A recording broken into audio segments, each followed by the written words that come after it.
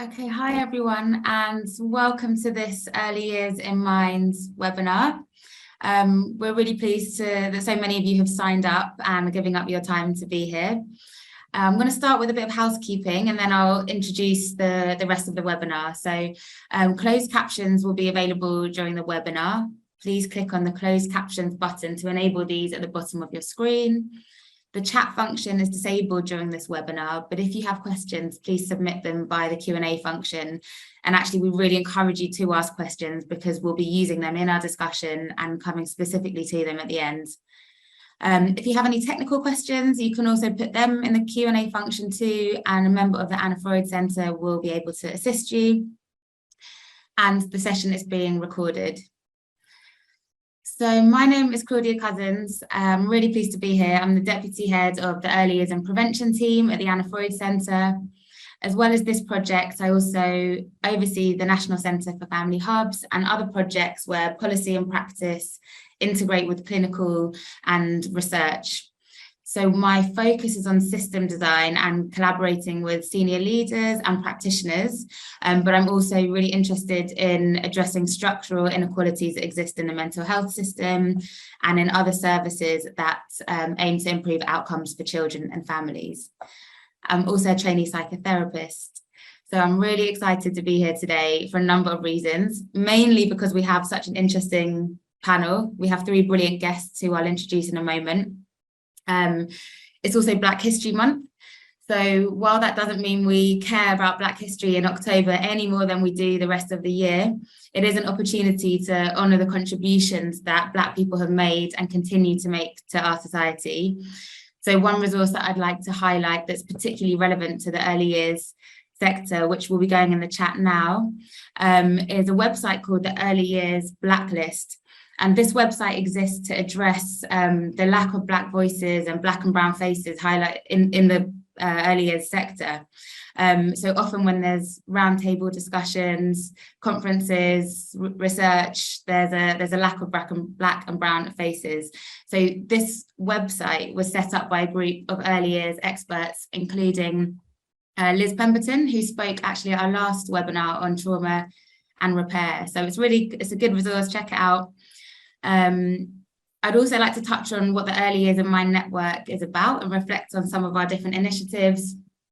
So our network has grown so much over the last few years and we're constantly evolving, but also really trying to centre the content that we produce around attachment theory and relational practice.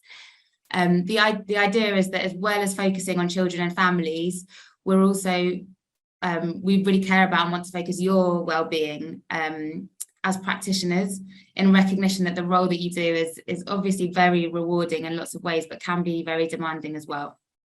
So if you're not signed up to the network, please do sign up. And with that in mind, there are a couple of announcements. So we currently have a tender out to co-design 2 resources. So we're looking to partner with either 2 organisations or 2 individuals to create a resource that kind of has the same sort of values as Early Years in Mind or vision, but also in an area that we might not have, an area of expertise that we might not have, or we might not even know we don't have.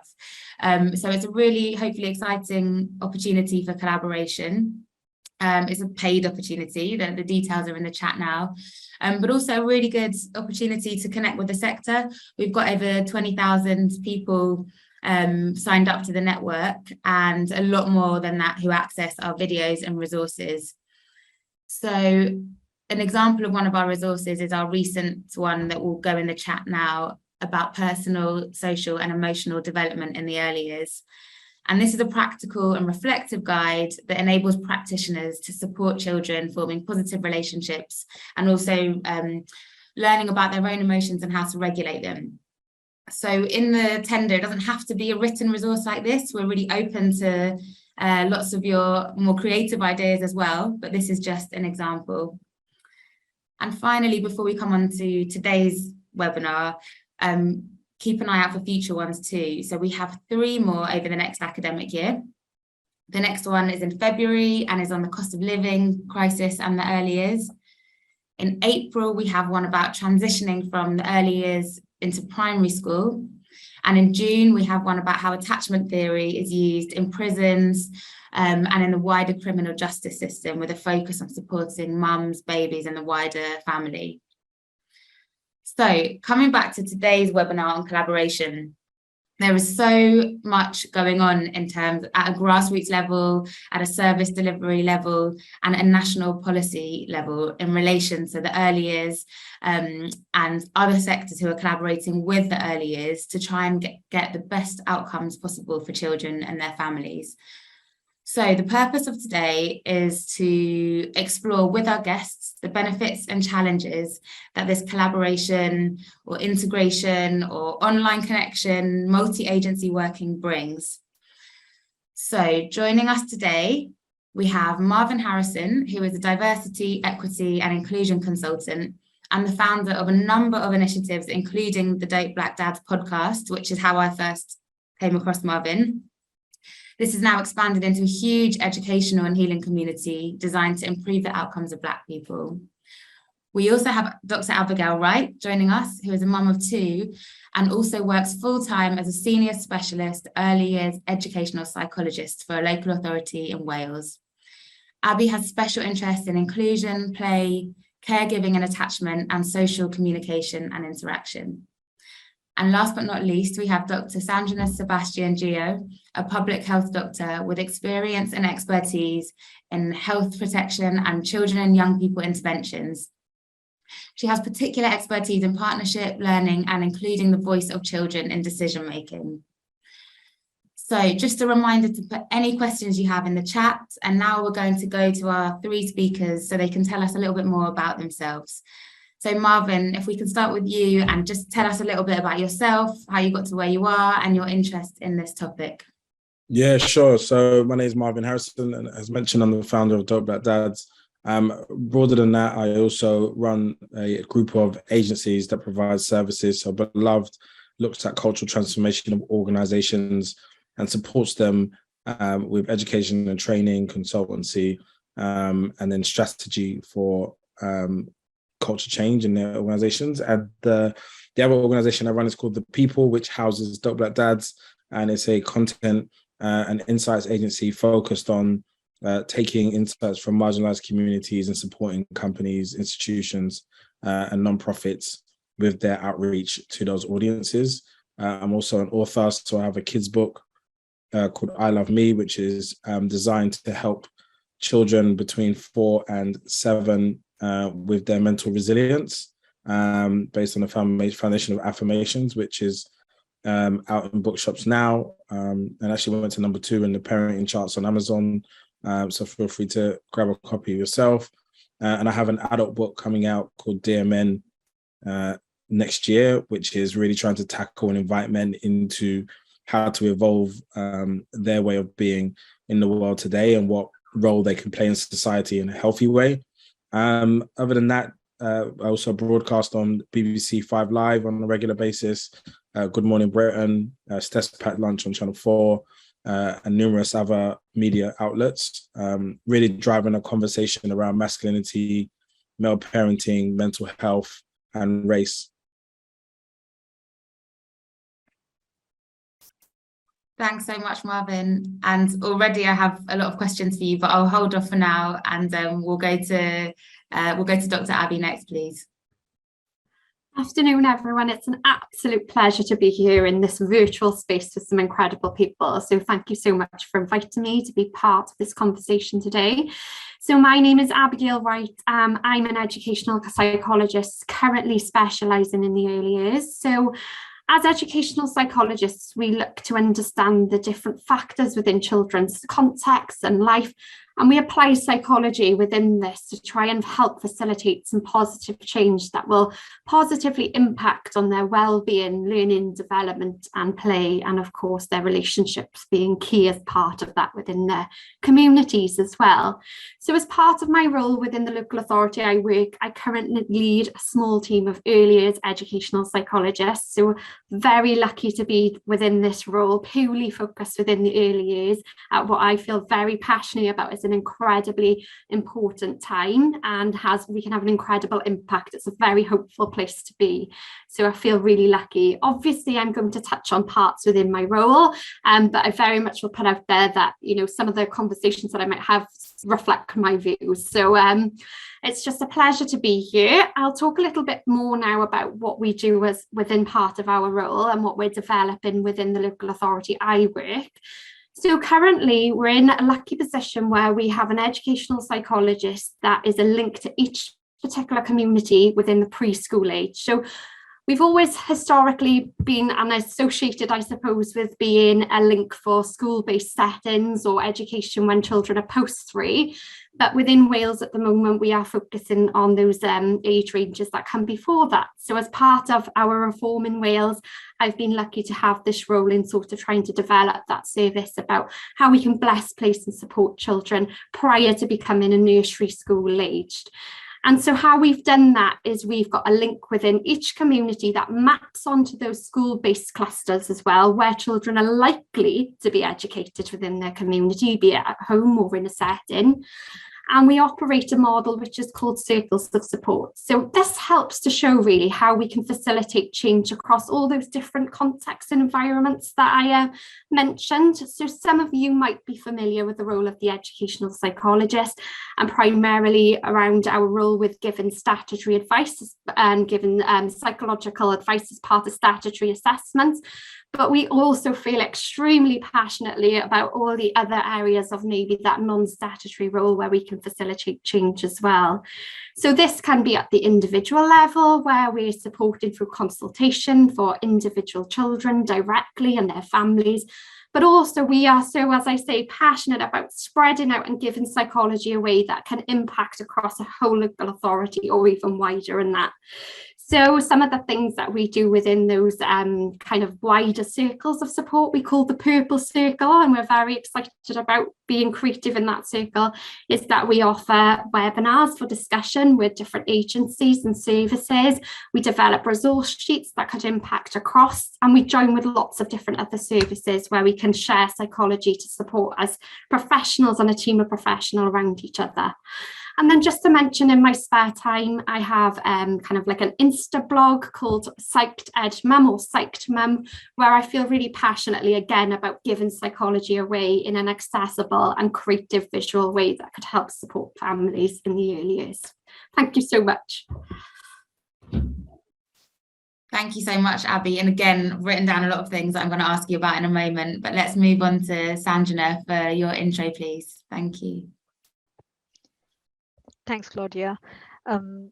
It's really interesting to learn about the other speakers as well. It's such a diverse space, this whole early years, and it's just like never ceases to kind of make me kind of wonder how much more depth and layers it's got.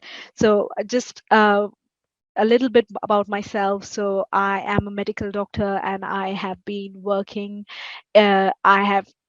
been working in public health in London local authorities and NHS and private healthcare organizations, etc. Just kind of trying to understand a little bit more about the children's area, work area. I used to work in obs and gynae in the past, and I kind of never ceases to amaze me how much of partnership working is required. And as much as my learning has been in all these years, it's been that you can never separate children, or you cannot separate children from the whole community aspect, and you can never a separate community when you're working with children, because they're both so interrelated. And I suppose I'm thrilled to be a part of this, and thanks for inviting me, because I just feel passionately about multi-agency working, and especially within the local authority and with NHS colleagues, our voluntary sector, who do tremendous work in the background, providing such fantastic support. And even during the pandemic, which was my recent roles, COVID pandemic and health protection side of it, the amount of work, the passion, the dedication our PVI sector has done and contributed to the society, enabling a lot of frontline workers to actually go and do their jobs, and kind of being that support and backbone to our economy and everything else around, support for a lot of vulnerable people in the community has been astonishing. I just wanted to say that um, my work with early years kind of made me realize that 12 years I still not scratched the surface. There's so much more, and there's so many links to be made. And there are so many fantastic people in a field called public health that I work in currently, and we do health intelligence, health protection, healthcare, public health improvement, health promotion, and we touch almost on all aspects like air pollution to safeguardings to investigation to child death overview. There's so much of work that we do in the background, and what we do want to work towards eventually is that um, we see this more of a partnership model. The more and more we work towards it and come up with innovative ways with the I Thrive model, this the family hub system, there's so much fantastic work going on. And I think the more and more we are kind of open to this new fresh era of working in partnership, I think it would benefit our children much more in that. And also throughout our commissioning, which also we do a lot in public health, we kind of making sure that we have the voice of the child or voice of that young person when we are kind of designing these projects and trying to deliver these projects. I think it's so super crucial, because children now think very differently to children 10 years ago or even 20 years ago, and for us to kind of understand that from their lens is quite crucial. So thanks for having me here, and look forward to the discussion. Thanks so much. So yeah, really interesting hearing all your introductions actually. And I think there were a few themes that came up, and I think one seems to be around a kind of cultural shift that is happening to do with collaboration, that might be happening within organizations, but also between organizations. So I wanted to start by going back to you, Marvin, because you talked about part of your role is around cultural change and supporting organizations with cultural change. And I wondered if you could say a bit more about that, and then maybe we can talk about how we can think about that and apply that to early years settings. Yeah, I think historically the argument for inclusion, belonging, or diversity has always been about being a global citizen and doing the right thing. And while that's a very heady approach to how things happen, but I think post George Floyd there's been a deeper awakening that hit people on an emotional level, where they saw the impact more directly, and it called into question more things about how companies are set up, the kind of things that happen in organizations, and how the drive for revenue turnover, KPIs, keep some of these things in place. And so for the companies that genuinely backed their word at that time, my job is to go in and support them regardless. And this is companies that have 4 people or have, I think our largest client has 230,000 people around the world. And when we sit down and talk to them, the main foundation is that they need to collect data around who's actually working for them, and then actually collect more insight around the experience that those people are having while working there, and then start looking at the systems that have been put in place and what changes need to be made to make it a place where anybody from, that is representative of that country or from that industry will want to work and be, and that will feel safe, seen, and comfortable. And I think what's one of the most important elements is the values that companies have not being properly interpreted. And it's financially expedient to ignore things that cost you money, but you may not see the direct ROI attached to it. Our job is not only to demystify that, but join the dots as to how diversity and being more representative increases your chances for funding, for turnover, for success, for productivity, and making sure that it has foundations in, insights. Thank you. Yeah, and I wonder how this kind of links with some of the conversations you've been having in your dad's community as well, and wider family communities. So thinking about this from the perspective of organizations and nurseries and earlier settings, but also thinking about it from how what that means for a family perspective, Yeah, engaging. I think from like one of the big things that we did, because when I launched Dope Black Dads, it was very specific to me struggling to connect with my children at a particular time. And the touch points that I had to engage in where I didn't feel a part of the process of giving birth was really down to the different institutions that I had to engage with, different parts of the health service that I had to engage with, that it was so female normative or maternity focused on women, that it made it really difficult for me to have an input and feel connected. And that carried on into the life cycle of my children. So when we were going in and being asked to discuss, you know, what our experiences were, it's very, very exclusive. And the bigger thing I think for dads is that there's a social shift anyway. And so men are being asked to do different things, be different things, evolve their way of being. But society hasn't actually made the space for that to happen, hasn't provided the investment in education to make that happen. So we end up having to try to increase our load as well as provide, secure the family, the stereotypical things that happen historically, plus this new thing of being more present, active and loving. And so it doesn't acknowledge, you know, where we've come from or where we're going. It's just kind of like, just do more, be better, and without any form of roadmap or support. So, you know, we took our experiences and made them into answers for companies, but it's an incredibly common sentiment, how men feel in the pursuit of, you know, being the best dad they could ever be. It can come at the cost of being a great husband, or it can become a cost of being a great partner to the mother of your children. And that also is a problem. So we haven't figured out a real answer, but the symptoms are there.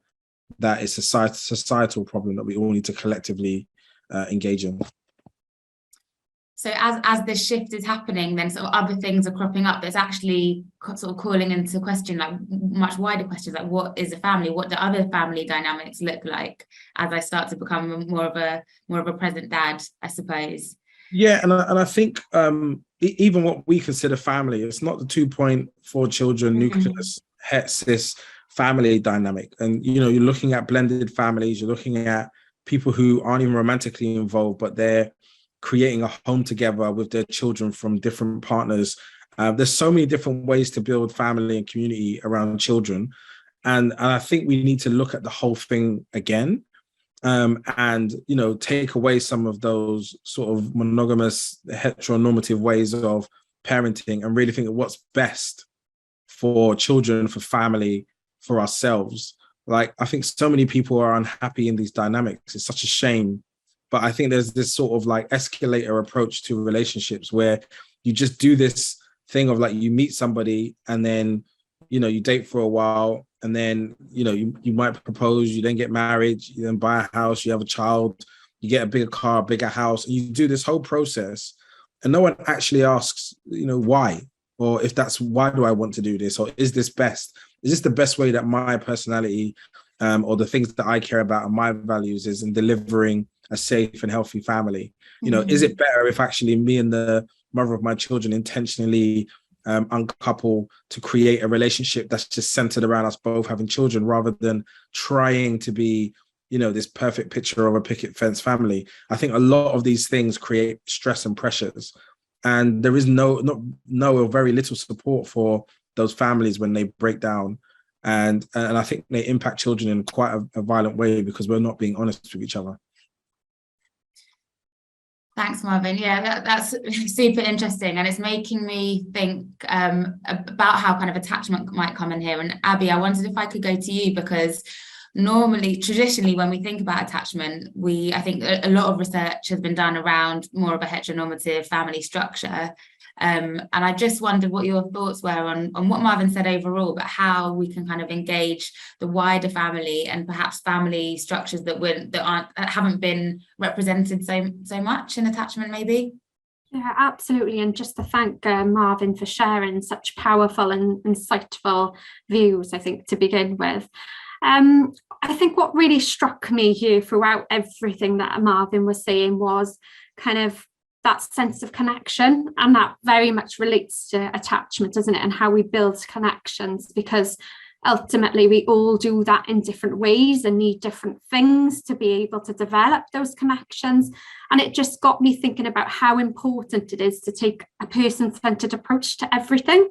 So thinking about kind of, in the first instance, when we're thinking about attachment figures, who is best placed, who is the most important, because it's not always who we might technically, or might have an association with who we think that person might be.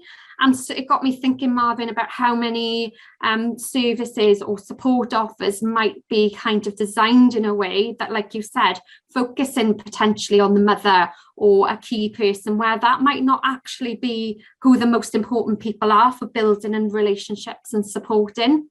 I think there's a huge problem with kind of some of the attachment literature, because so much of the research is based on some of those things that Marvin talked about, and can also create some anxiety around them. Well, this attachment says that a primary caregiver is needed at home to build these relationships. We saw this through the pandemic, where there was a lot of conversations going on, a lot of advice to me around, well, children aren't able to get out, they're not able to be within their communities and go to play groups and build these different kind of connections and social skills, and what implications would that have? And I think, again, that's maybe an example of where some of the research can kind of get misconstrued out of the context, because some of the messages that I was trying to give was around, well, actually, who is there that can be an important figure. And if you are developing those interactions and connections in a positive way, that is going to have an extremely positive effect on that child's development, whether that's inside or outside of the home. Of course, there's other variables that might affect how able or how we can do that. But I think it's really important when we're thinking about what we think of as an attachment to kind of try and think about what specifically is positive for that child in that context. Who are the best kind of primary caregivers or people or relationships? And some of the things that we use as psychologists in our work and across teams with those person-centered tools are some of those kind of relationship circles, and trying to unpick that before we even start having those conversations to support, because we could put a lot of support and potentially impact in the wrong direction if we haven't got the people that are primarily going to have the most positive impact, no matter what intervention or support that we put around that. And then it got me thinking about what Marvin was saying was around what we really need to do is be building these resilient communities around children that include everyone that could potentially be a positive connection or attachment for them. And then I suppose one concern that I have is what you kind of hear from attachment theory is you tend to hear of these 4 different types of attachments, and then they fit maybe into these categories that you think, oh, you're trying to, as a parent, am I promoting a secure attachment? Is it disorganized? Is it? And I think we cannot fit children or people into those categories. So we have to be really careful around those things. And maybe we need to start thinking about what are the environmental factors, the supportive factors that enable people to have those positive attachments, rather than it just being a 2-way interaction. Because as I said, we know that obviously a primary caregiver, an important person figure, is really important for relationships. But we know that outside of that, our relationships with other people, our work, our community, the things that are available to support us impacts on that development and that interaction as well. So I think we need to also think carefully about placing things within people or within smaller interactions, and think more widely about how we can create those shifts and changes with communities that can support families and individuals, and then have a positive impact on children as well. I think one really important variable, and maybe this is something that I observed after the fact, so I'm not going to act like I knew this at the time, but when you're building, I call it a scaffolding, when you're building a support system around your children, you don't actually know who they are yet in advance. So when they're in the, I honestly, when my child was on the way, I thought like it was like my child was going to be an extension of what I put into it. And so they were just going to be what I coached them to be. And I was really excited. I had this whole idea about I wanted to be good at this, focus on that. And then, when my son came, he really did follow the script, and the things that I put into him, he would interpret and regurgitate back to me. And he's built a whole personality around that advice, that way of being. But when my daughter came, she was like, no. And I was like, I don't understand what's going on. It worked just now over there in the same house, and he listened to me, and he's like a mini Marvin. This is great. But my daughter was just like, I don't want to. And I don't want to go this place. I want to stay home. And I want to, and I, you know, she's somebody already. My children arrived as somebody. They had a spirit in them. And, you know, if you even think about early signs of being neurodivergent or any of those things, being on the spectrum, or, you know, means that my plan may not even happen. And so when I think about the type of family unit and support structure and what I need from services, I got to know who my child is first to even know what that is. And for a short period of time as a baby, you may take the lead on that, but very quickly, you know, from 2 onwards, your child will start to tell you who they are and what they want and what they don't want. And as a parent, if you don't adjust, you really do crush the possibility of what your child could be. And it's quite very problematic, because I think in terms of the realm of parenting, we do speak about it as if like, I'm the parent and I know best, as if it's like your thinking that's going to shape them. And it's not. Their thinking actually shapes you, to be completely honest. And so I think when we talk about solutions and answers, we really got to take into consideration that I don't think adults actually know best. They really got to listen and take in who they are and make adjustments. Thanks, Marvin and Abby. And I think, yeah, you both made some really good points that made me want to ask some questions to Sanjana as well, because you've talked about kind of respecting the uniqueness and the individuality of a child. But what I also heard was around flexibility in your parenting, but also flexibility in the way we use information, for example, around attachment and sort of categorizing and saying children fit into certain boxes. And the other thing that really stood out was sort of thinking about all these things in wider context. So not just saying this is because of the child or the family, but actually what wider societal structural things are going on that are other factors that contribute to what's happening with the children and family. And on that note, I thought that would be a really good time to go to Sanjana, because I think your perspective is so interesting from a sort of child voice perspective, but also from a systems perspective in terms of your partnership working. And what seems to be a theme that's coming up already is around whether it's between child and parent and carer, or children themselves, or the workforce. Relationships and connection and flexibility seem to be quite themes that are coming up so far. Absolutely, and it's spot on. It's interesting because the way we look at how primary caregivers, and it's not defined as you know, my colleagues just mentioned, but it works in the same way when we look at it in a system. So sometimes, and in some areas, relationships have been built between certain workforces, and they kind of flow, and then information, resources, opportunities, for example, work really well together because people know each other for a long time, and they understand the population, they understand what the needs are of particular areas. What is interesting is that the COVID pandemic brought a lot of people together as well, with one of the other side of COVID, and where it was more and more brought into attention that we have to work together as a community, and we have to work between the sectors to help this one child and the family as a part of the system, and not working for them, you know, kind of thing. So that hearing their voice, getting parents involved, more and more young people have been involved in so many programs now.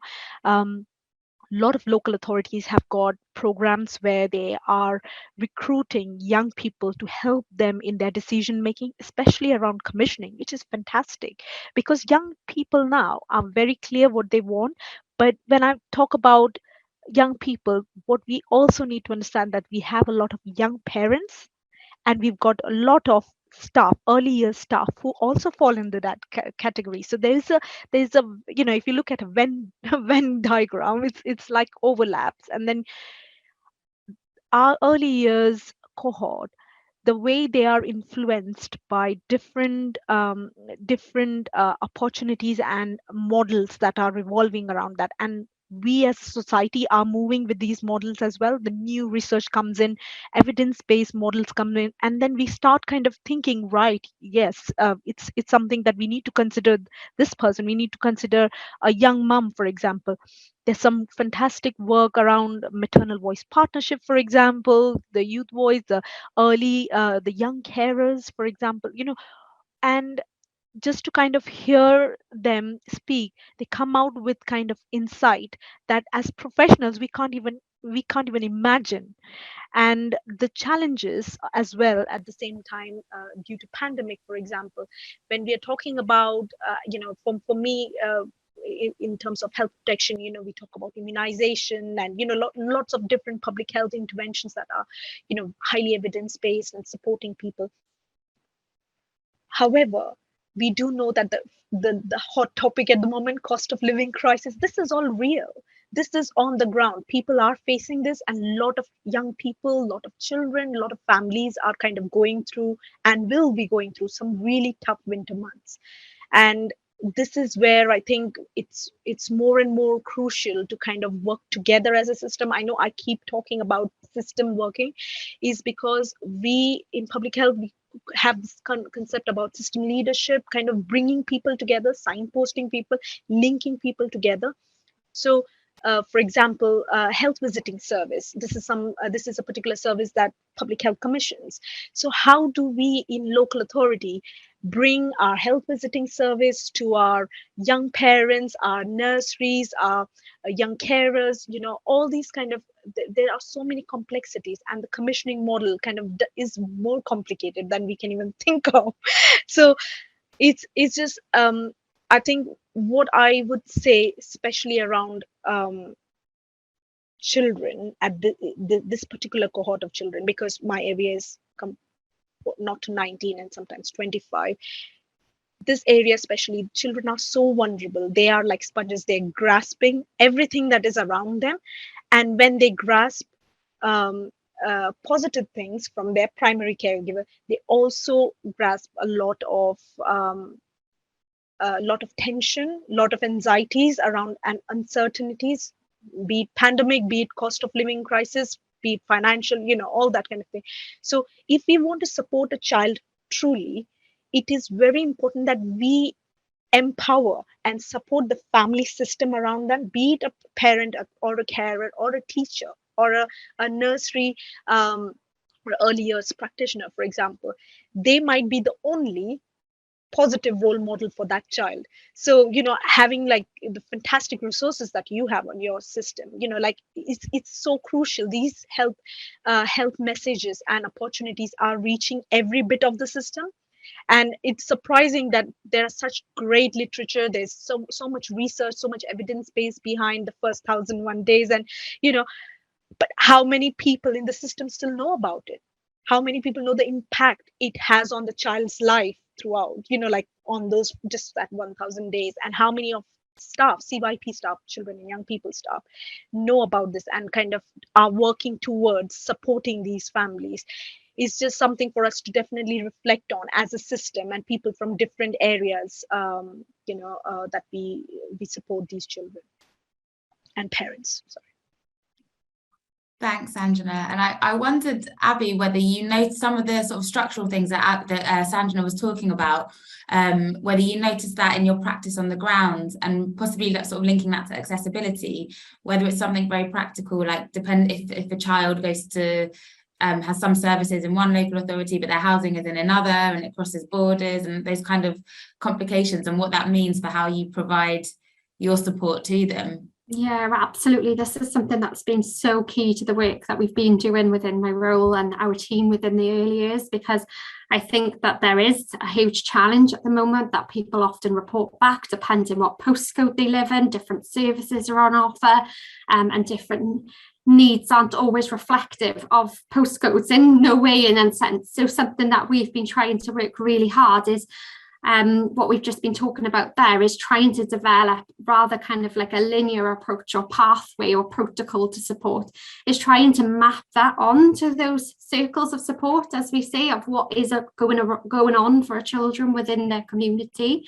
So we can sometimes accidentally, by offering support in a certain way, can almost create inequity. So it's really hard, really important to ensure that when we are designing services that we can try and offer a level of support that would be available not depending on where a child lives as well. So something that we always get some really good feedback within our work is something that we call sort of multi-agency community catch-up. So this is maybe an example that I could tag onto what we were talking there, where we are trying to develop kind of who the key people are within the community, within the early years community. So health visitors, as mentioned there, and the link early years educational psychologists, speech and language therapists, families, etc., linking in with that as well, and trying to think about who might be best placed to support that child at that specific time as well, because I think so often we can have these services, like I said, that follow this linear kind of model or offer, and then, as you mentioned earlier, flexible enough to what is the specific outcome that we are looking for or best hopeful for the child at the time. And obviously, as services, we could have views about what we think we might need, but could be very different as coming from the children and the families themselves. So I think very much feel passionate about the stuff that we're talking about in embedding within the communities and making our communities resilient. So thinking about what the strengths are within the community and that we can support as a network of professionals and practitioners.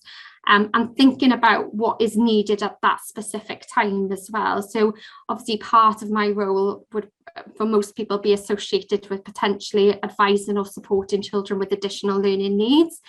But although that might be a primary focus, what other things, as you mentioned, could be impacting on how a child is presenting at the time, what their strengths, what their interests are, and what their support needs are. And it's really important to include those strengths and interests as a way of supporting as well, which we can often kind of lose sight of, I think, if services aren't developed in a certain way. And I think a huge challenge is when we're developing systems and services for support is that essentially we all want the best for the children, and we want a service or a system that can support as many children as possible. But children, families, people that are working and supporting early years supporters are very unique in themselves. So one big challenge that we always have to reflect on is how do we create services and support that are flexible to adapt to what a child needs at that specific point or their family in time,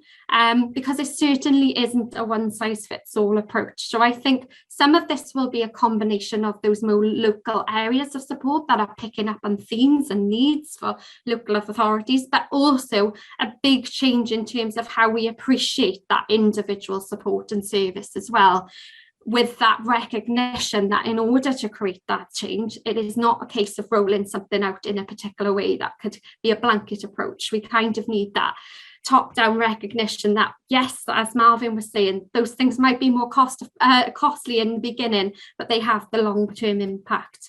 So there's that huge shift in that as well. And there's some elements of fantastic best practice that goes on that we can draw on and that we know that works, but we need to spread those messages wider in partnership as well.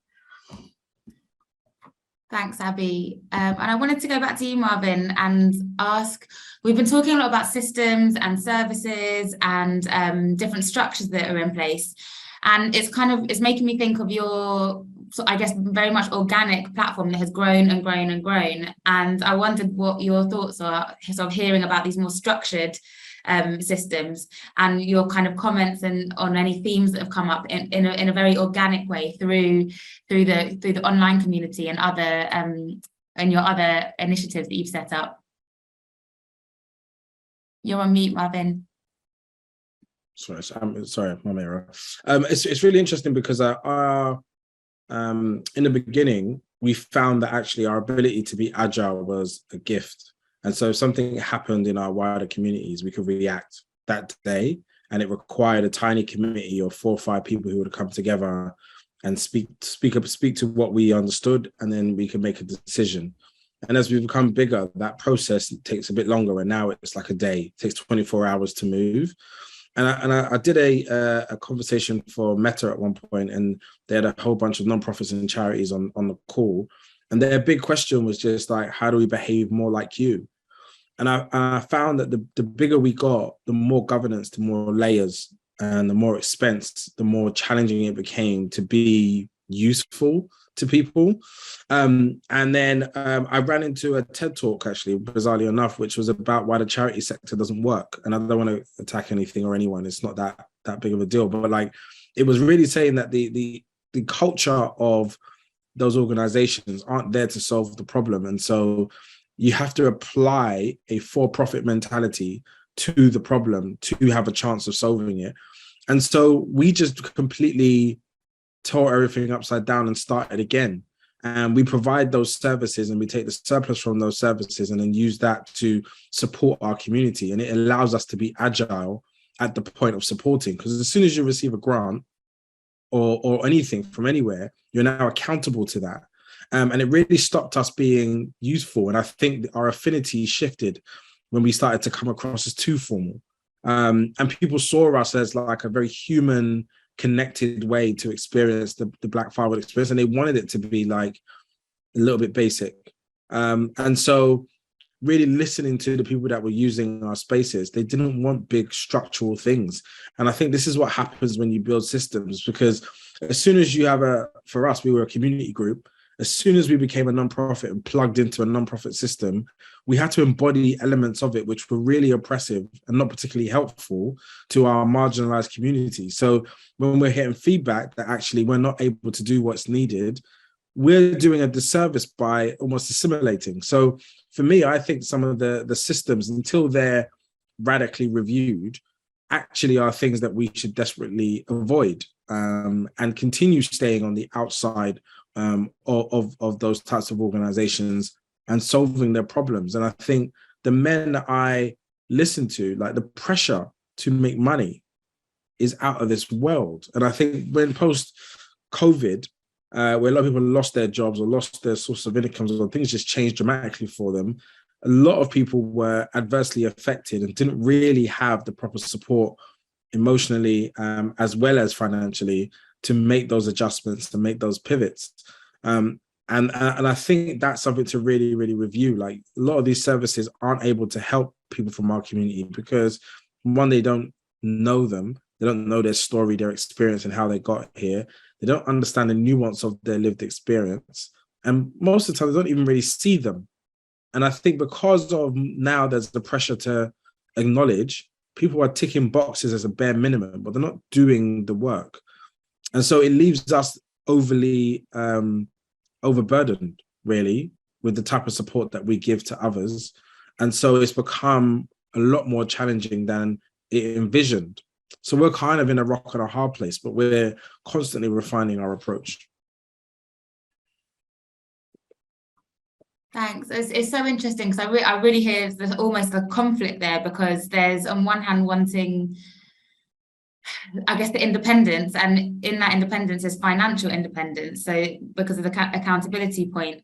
And then on the other hand, there's almost kind of remaining on the margins sometimes, and what that means. And I wonder how that kind of feeds into sustainability, because the sustainability of all these different grassroots movements is so important. And I think that so many of them fluctuate, and even that fluctuation itself might be a symptom of kind of broader structures that are happening. So yeah, it does. I think I can hear you. I can hear your point about being in between a rock and a hard place. So yeah, I guess, Abby, just sort of any comments on what Marvin was saying about that kind of tension between the different structures that exist?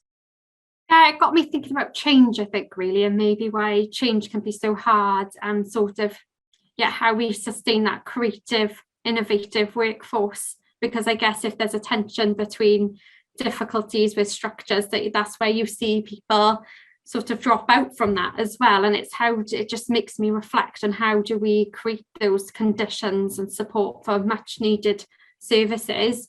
But but still make sure that we're facilitating that innovation and creativity. It's food for thought. So what would you say for people who are listening to this then? Because we'll have a variety of early years practitioners, we'll have people who are maybe designing systems as well. In terms of listening to people with lived experience, like any kind of tips for how to genuinely take on people's opinions, their reality, their lived experience in some of the service design. And I'm also thinking about what you said, Marvin, about specifically being a dad, because we do know from research and data that dads are less engaged, not necessarily because they want to be less engaged, but they just are in different family systems. So what kind of practical tips would you suggest to practitioners that would perhaps help with that engagement? Yeah, from our point of view, one of the things that we have found useful, and we advise this always in Beloved, is that if you can't get a representative group of people into your organization or the work you do, you need to have them in your life. And you need to be able to have a committee of people that you can go to and speak to about the things that you're experiencing or the things that you're building. And, I have it around gender, disability, LGBTQIA, just people who represent different parts of our community and their intersex, and ask them questions about, we're trying to do this, and does that land with you? And do you think that this is an appropriate solution? I think anyone building systems has to have a network, formal and informal, who they can base some of these ideas and ways of doing things in. And I think whenever we review things like policies and procedures, we always run it through that program and that system of just double checking, because, often my privilege as someone who's constantly working in this space, I miss things. And I forget that I'm able to put that forward because I'm a man and it's easy for me to do. And I can't ignore the experiences of others. And so it's only when I share something, even sometimes just the tone is too masculine in terms of what it is that I want to achieve. And so actually there's better language to use that's more inclusive. And I'm like, this is the kind of world that I need to live in. And I feel the foundation of it is, I think your life is made up of the people who are in your life, not the things that you have or the things that you do. So if the people aren't representative and diverse, everything else gets impacted as a result. Yeah, thank you. Sorry, Abby, you go on, and then we'll check in with Sanjana about her sounds. I was just going to say, sorry, go on. No, I just wanted to check whether you can hear me now. Yeah, we can hear you. That's great. Okay, please carry on, Abby. I was just going to pick up on the point about language. I think that language and communication is really key, and it's something that you can start changing straight away. So we always look for those quick impact things that we can do. And I've seen extremely, a powerful impact from reframes in language, whether it be on how, I'm thinking about from our service perspective about the questions that we ask prior to carrying out a consultation and how much that shaped engagement. I gave the example earlier, based on what Marvin said, is that I notice on forms that often there's just one caregiver, or there's sometimes even just a mother as a name. And it's about asking who is the best person to contact and what is the family makeup, etc.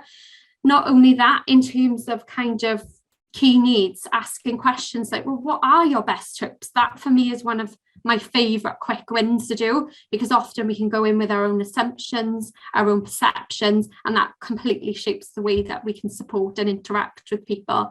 And someone's best hope, even though it might be quite a clear what you think is needed, could be completely different, especially as what we mentioned in the world that we're living with a cost of living crisis and other things that are going on. And it's trying to look at how we can make the best impact at the time. The other thing I think that is really important within particularly my role is how we're just talking about people's support needs, avoiding that deficit focused language. So rather than a child having a specific need or associating that with assessment or diagnosis, maybe just describing their need and what they need support with, so that you're still highlighting the level of need, but you're focusing on what you can do and what you're able to do, rather than limiting things straight away. So I think language and how we communicate things is incredibly important and can be a good way for shaping change where resources are low. Sometimes you could reflect on how even that could have an impact in itself, couldn't you, at all different various levels. So in terms of a tip, I would think about how we could reframe things to help empower and enable people to be part of that work and support in the first place. Thanks, Abby. And we'll go to Sanjana now, but we've had a comment about co-production as well, which might be interesting to come on to, because I think that links into some of the discussion that we've had and how to incorporate and involve and families and the family voice. But Sanjana, you're back with us, so I think. Yes. Yeah. Sorry. Yeah. So initially, when I was talking, Marvin's point was like, it's so incredible.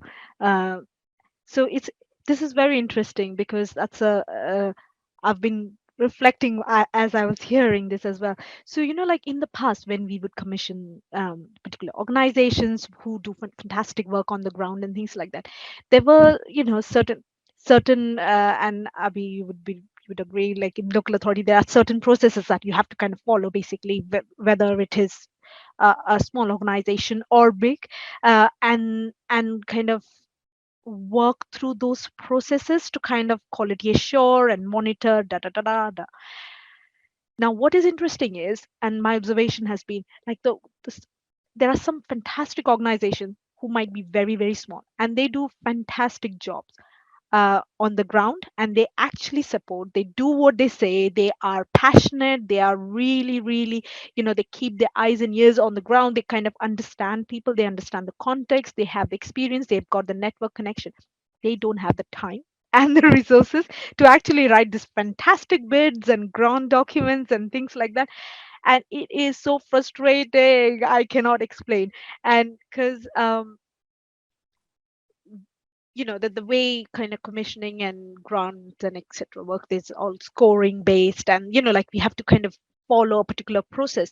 And I mean, what I can say, for especially if you're looking at just early years commissioning and charities who do fantastic job on the ground, is to ask for support, and there are so many resources and so many organizations who do just that. That is what their day job is literally to support these charities and smaller organizations, small businesses even, who go and help the social enterprise side of it, all that side. And in London, I know that there is this Black on Board, Olmec, which is doing fantastic work for uh, minority ethnic communities who are trying to make a real difference in those societies. There's so much of resources. It's just that a lot of them are hidden. So what I would suggest is, if we have anybody in the audience who have some ideas like that and they want to do make a difference, then do reach out to places and communities and people, like Marvin said, find that village around you. As grown-ups as well, we need that village. It's not only for children. And in that village, yes, I agree, there might not be everybody who would be there to help us, and not everybody would have the time, but actually at least asking and just saying that, what, when you go in and to talk about your work, can you talk about mine as well? Can you just say that, could you just connect me with 2 or 3 people? That one connection can help us, that 2 people that someone else spoke about us kind of gets us connected. So I think the other bit was forums and networking events like these are fantastic to kind of get to know what other people are doing, what their area is, and to kind of really tap into those resources and kind of find out. So for example, uh, in a lot of my work, one of the frustration that I had whilst I was doing COVID, like a lot of our guidance was for children and young people, for example, but they were completely directed towards schools. So when we talk about children, it just automatically comes as schools, but we are then not being inclusive to a lot of other children who are home educated, our whole early years section, and young people. And it is so important that we don't miss out. When there is a resource, it's not automatically like what you said, said, Marvin, is the language and the whole context about we miss out on things. So it's always important to check with other people that this is what the guidance says, or this is what the policy is about, this is what the grant says. It doesn't really fit into my area, but can I apply? There is no harm in asking, there is no harm in trying. And like just actually pushing those boundaries and asking those questions. So for example, I would love it if somebody come to me and say, as a commissioner, that, well, it doesn't have any area for me to put in, I'm doing similar work, but in your eligibility criteria my area is missed out. So my area is domestic violence, for example. I'm just giving an example. And then like the children that come to me and for support, there's a lot of connection with domestic violence, and I know you are doing this project around domestic violence, but you've not considered children in that. How can you not consider children? What could you do to consider them? Can you tweak it? Can I still put a bid ahead and have a think about it? Those kind of conversations. So it's okay to challenge our system. It's only when somebody actually asks those questions that things change. Otherwise it will never change, and people would never know So that these things are there. So yeah, it's Marvin, sorry. I just I think one of the things that I believe in both people who are challenged and the people who are oppressing should always raise their hand and move closer into the center. But I think inherently, like when you are working with some of these institutions or funders or these organizations, there's just a massive disconnect from the issue on the ground. And so like even understanding like new solutions to solving the problems that you're facing. And so there hasn't been a en masse digital safe space movement created by anybody. So from my knowledge, we are the first to do it in this way. And so in that is a whole bunch of information about how to build an organization. And the other thing is that when you're serving something, specifically for the Black community, it comes with the focus of the diaspora. We don't see ourselves as an isolated Black community, that the UK Black people versus the rest of the world. So the solution is already inherently global in a different way that most organizations wouldn't necessarily focus on. So if you're an organization or you're a company providing funding based on UK activity only, already you're not understanding what the challenge is. And I think that innovation of how to approach these problems is what gets eroded out. So it's one thing, yes, you should definitely raise your hand whenever you're getting roadblocked or you're just slightly outside of criteria. But actually, it's the labor of, if you're going to put a fund together, or if you're going to put together something like that, to invest in how do you make it as inclusive as possible, and also listen to the cohort that you're working with to be able to amend it so that it's actually more accessible to more people.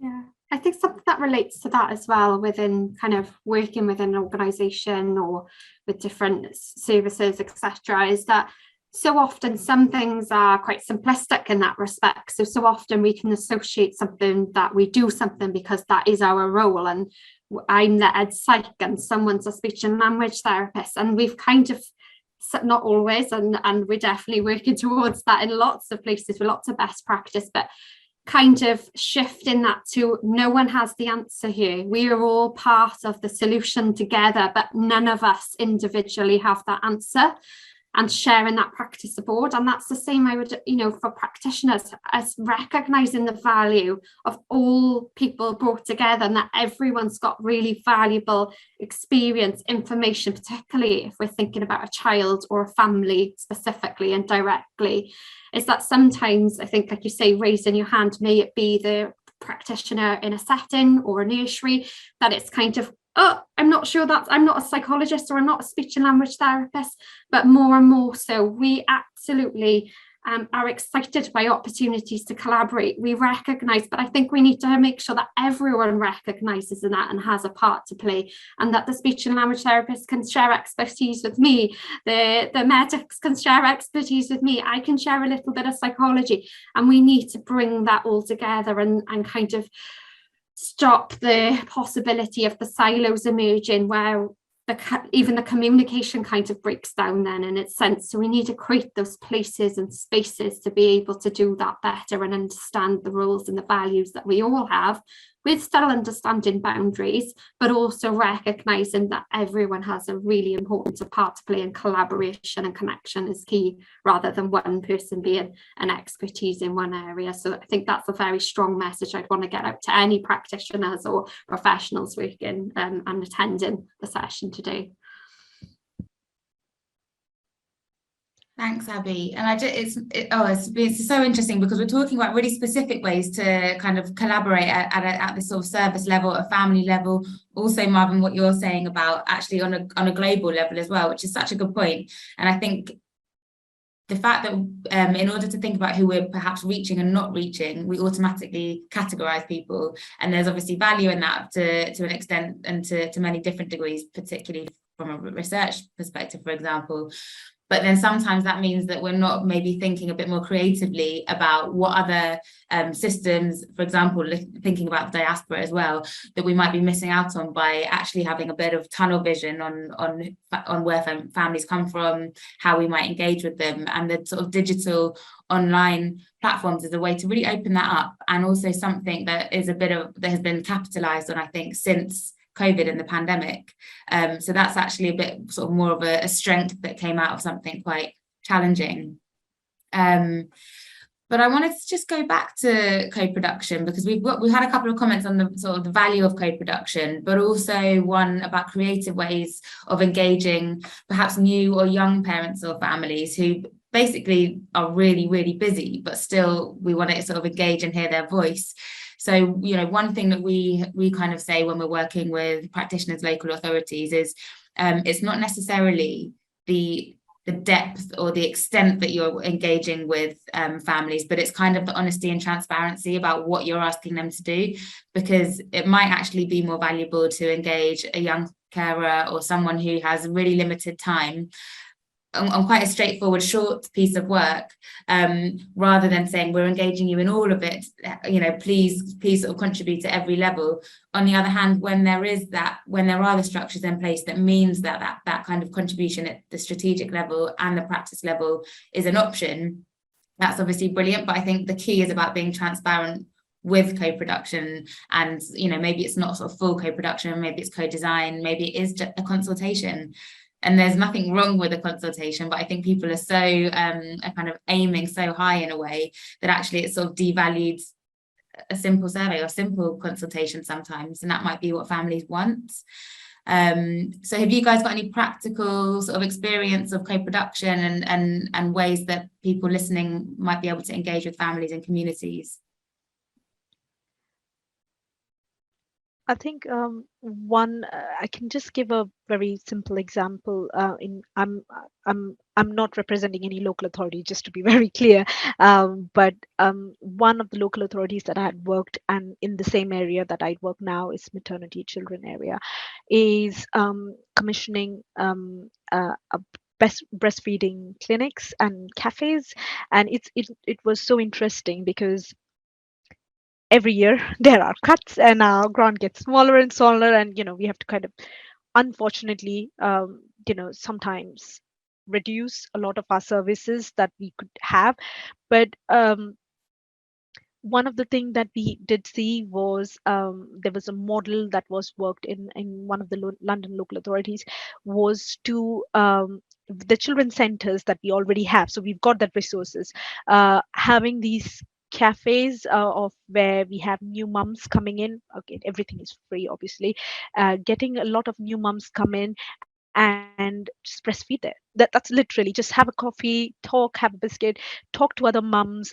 Dad's very welcome to come in and kind of see how they can help their partners and the new mums, and ask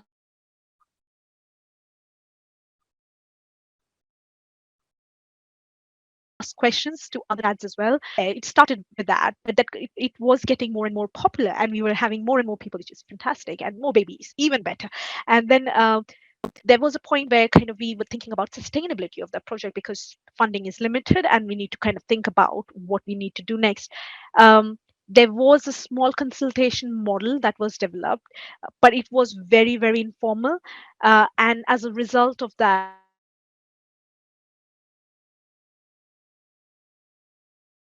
it was decided to cover attending these breastfeeding cafes to become champions, breastfeeding champions. So what they started doing is on a voluntary capacity initially, and then on a paid capacity, started to support other moms who came in and dads. Unfortunately, as much as we were trying to really push, there were very few dads coming through, and we did recognize that that was the thing, and that was a limitation around that.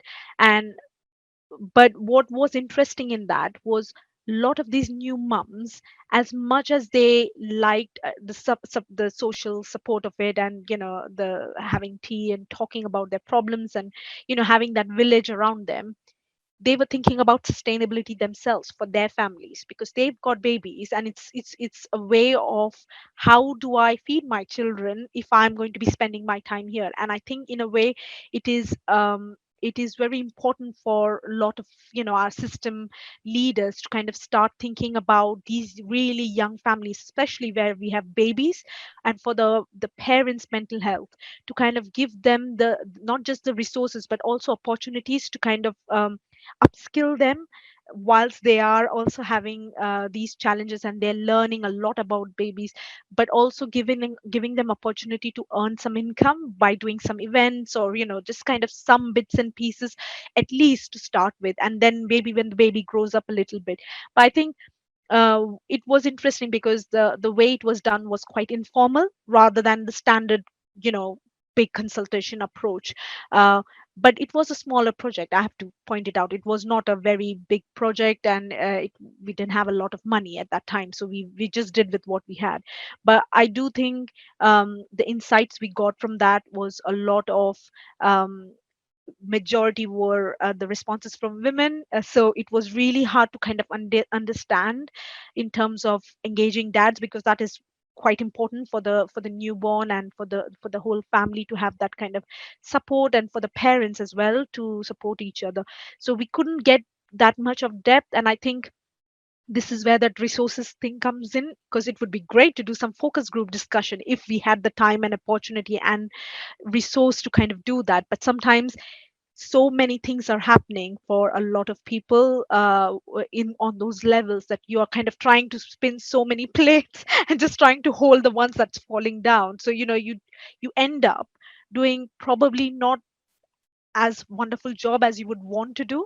You want to go through the depths and make it really live, but unfortunately hands are kind of tied up by other things that are kind of trying to fall, and you kind of trying to help that as well. So I just wanted to just kind of bring that aspect into our conversation, that sometimes it's not that people don't want to do a great job, it's just that there's so much on their plates, and then it is difficult to give the time and effort and energy to a particular project that actually deserves it. And then you're kind of sometimes struggling between having to challenge your boss and kind of pushing something forward, or kind of taking a huge budget cut, and all that kind of, because it's heartbreaking, to be honest. I have been in position when I had to decommission services, and it's heartbreaking because you kind of have to kind of weigh it out, and you just don't have the resource at that time, and you have to make some cuts, which is extremely painful. Yeah, I think it's something that a lot of earlier settings, and just more broadly services, have experienced, where they're in a dilemma about what to do with the resources that they have. And that, there's a question in the chat saying, can you put that online? And I suppose that these are just part of the decisions that you're making all the time. Can we do that? What we're weighing it up against other decisions that we could make. And I also just, what you were talking about, making sure that the families were paid, and also were having possibly learning skills as well that would enable them to have jobs further down the line, and that contributing to sustainability, also reminded me a kind of a smaller level what Marvin was saying at a kind of business level earlier, about making sure that there is not that you're not creating dependence. And so I just thought that kind of linked with what you were saying with this specific consultation, and what Marvin was saying about organizations just had sort of similar principles of independence and sustainability as well. Yeah, I think as mentioned, there many people who start grassroots organizations are just people.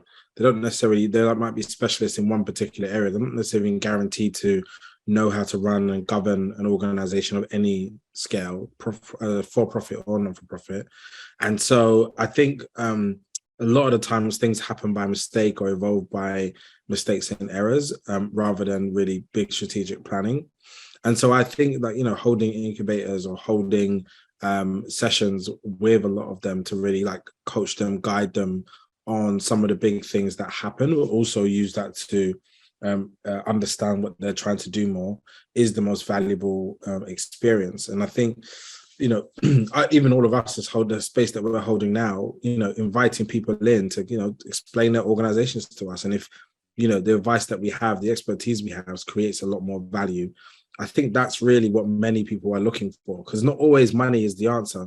It's actually just some operational things that can really make it a lot easier and a lot more accessible to help more people. Mm-hmm. So I wonder if because we're sort of coming up to the end of this, it's gone really quickly actually, but I wonder if we can maybe think think of you as guests, if you could leave the audience with some really practical tips. So imagine they're in an earlier setting, they're either working directly with families, or perhaps they're thinking about planning their setting. And obviously at the core of this is improving outcomes for children, young children and their families. And one really important way that we know that we can do that is by collaborating with different services, individuals, families themselves, like online communities. So as we start to sum up now, think about some tips that you could say very practically to these practitioners and to service managers, to kind of help on their way on this sort of collaboration journey, acknowledging that there are some challenges as well. I'm going to maybe put Abby on the spot to come in at this point. Thank you. I think I would say I'd probably, spoiler alert from earlier on, that I think for me, if it was something really quick and something that you could start doing tomorrow, would be to start asking what are your best hopes at each interaction. So if you are working within a playgroup setting, or you're going to engage with a family or a parent, to try and clarify what people's expectations are about how you're going to support them or what they need.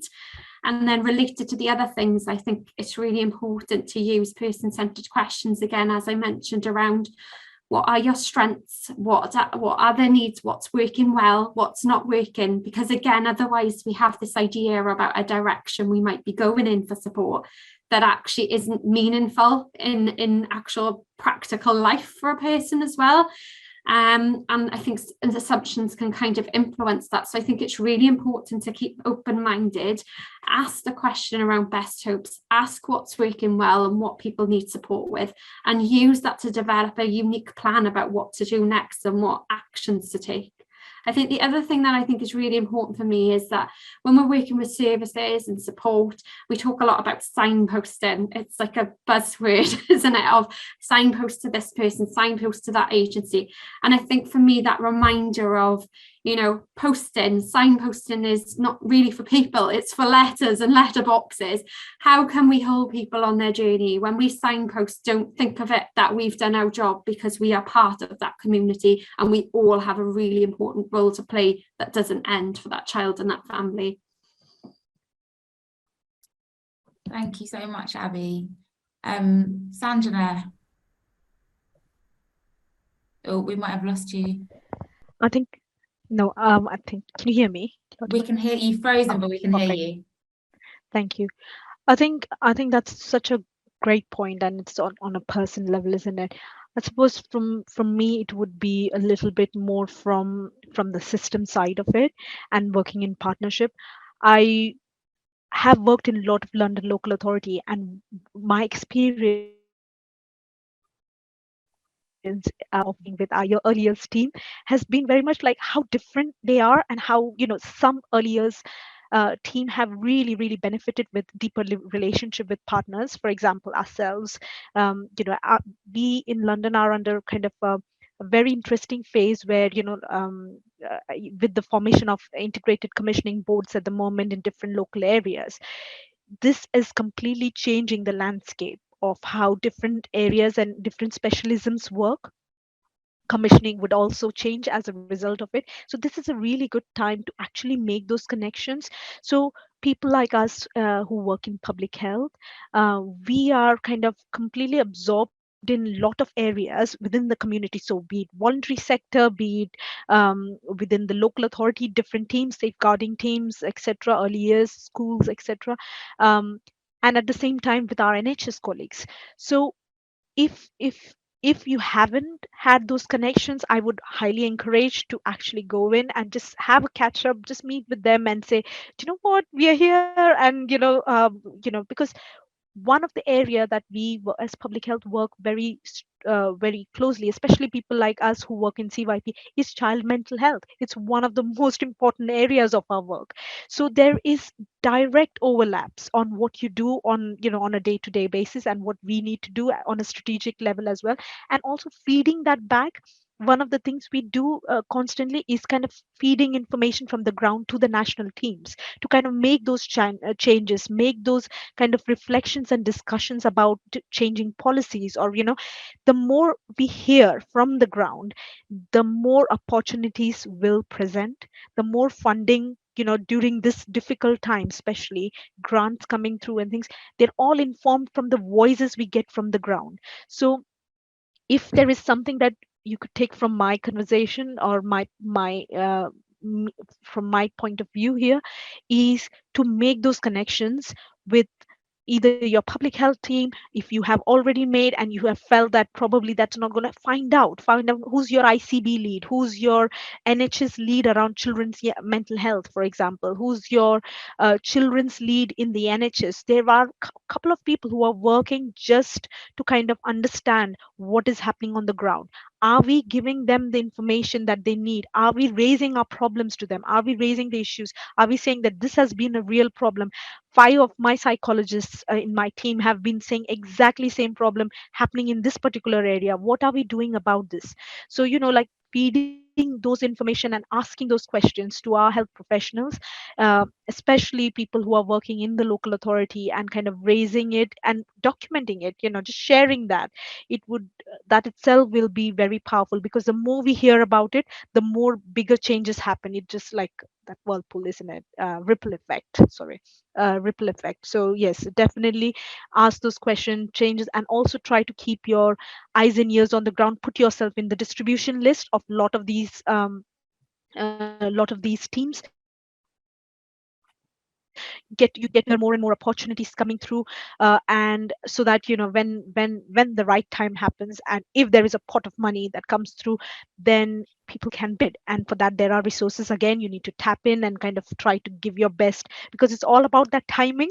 And nobody knows when that is going to happen. We'd never get to know. We just get an email and we're like, right, we've got this. What is the most impressing need at the moment? And then we think about how we kind of invite for tender, all those kind of things. So it's just so important to be connected, just get our roots deep into the ground and see who's in the system with the same vision as ours, who wants who's our population, who is also focusing on the same things that we are focusing. If we don't know that, if we have not mapped out, at least in our local area, we need to know anything and everything to do with people who are in the same place as us, with the same vision. We might be in different organization, we might be in different teams, we might be focusing on very different kind of commissioning framework, but the audience is the same. If we're talking about early years, we're talking about not to 5.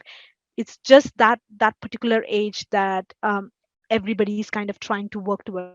The children are the same, so there has to be some overlap.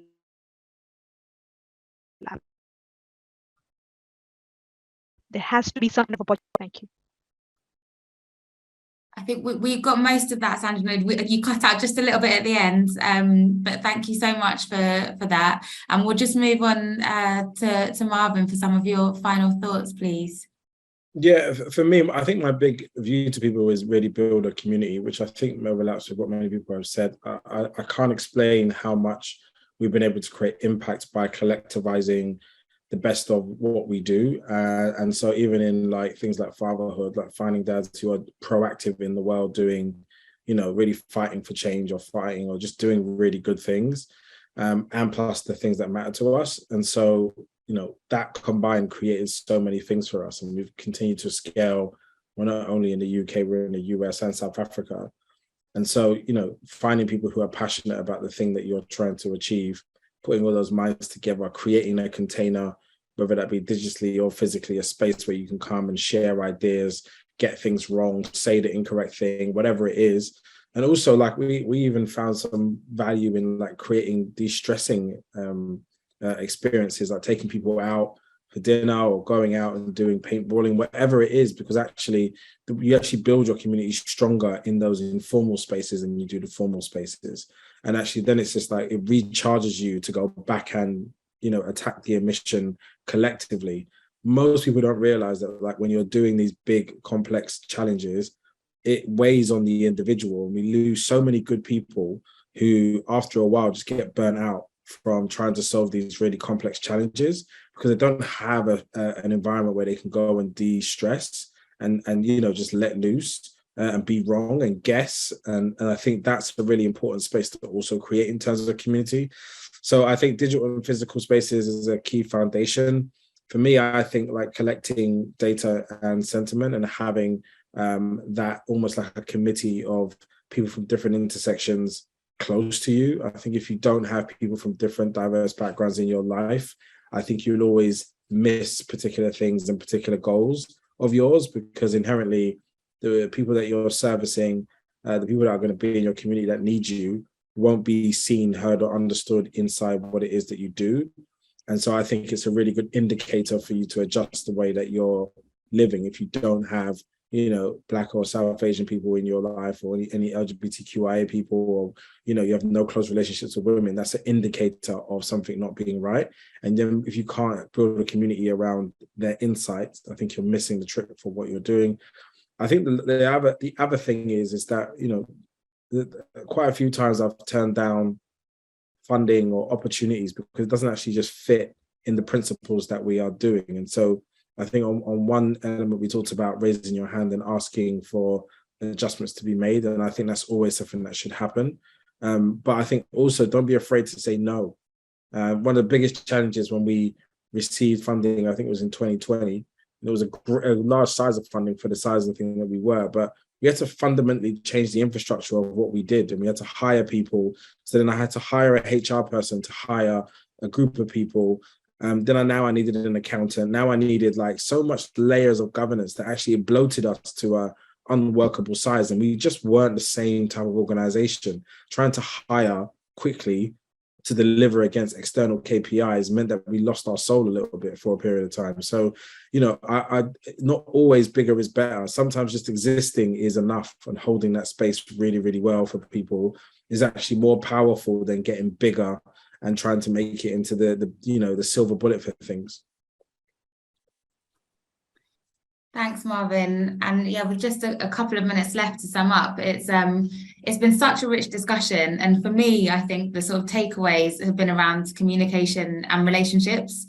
Whether it's on a very sort of micro level, and Abby, if you're talking about speech and language therapy or communicating directly with parents and carers, the kind of really practical tips that you've talked about in terms of asking for best hopes, coming from a person-centered approach, a strength-based approach.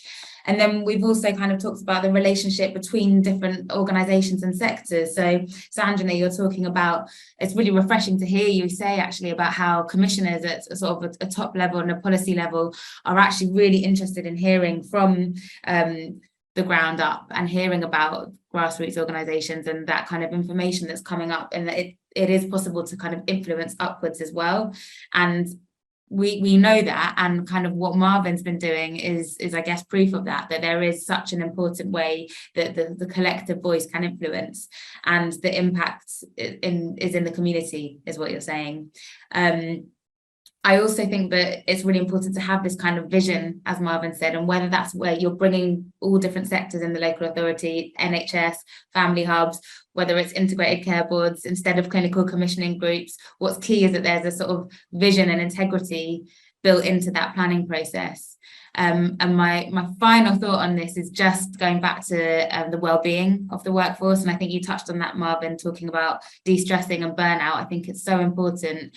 And we've got a lot of resources on that, because without the workforce, it's there wouldn't be an early years sector.